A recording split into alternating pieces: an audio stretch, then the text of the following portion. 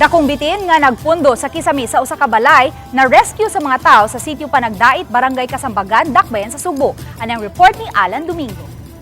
Kini ang aktual nga pagdakop sa bitin nga gikinahanglan pang ukbon ang kisami sa balay nga gipunduhan nini aron siya makuha.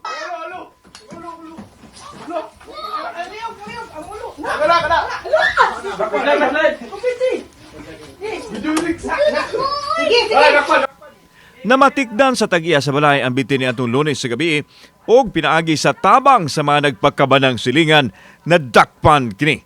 Si Edgar Lipugpog ang nakasignit sa sawa og iyang gisulod sa tangkal alang sa luwas nga pagtipig niini.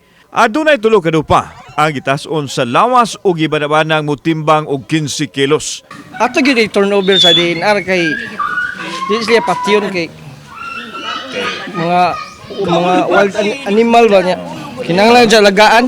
Matod sa mga munupyo din kanapo na diani kahigayon nga dunay bitin nga ilahang nadakpan gani kini pinatuyo nilag himo sa higayon nga dunay bitin nga ilahang madakpan.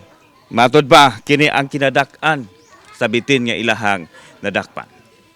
Matod sa mga mulupyo ang adunay dakong hawan ug libon nga duol sa dapit nga posibleng nagikan ang bitin. Wild lang niya ugutomon mo na sa kagbay.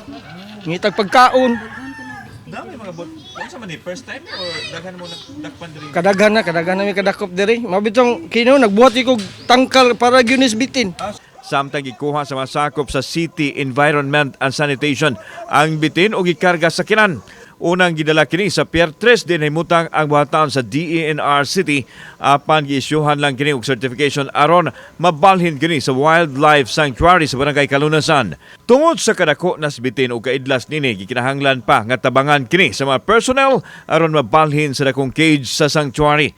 Samtang gikuhaan unta sa GMA Regional TV Balita Misdak ang DENR apan way motubag sanglit na kinahanglan pa kuno sila og clearance sa ilang uluhang buhatan.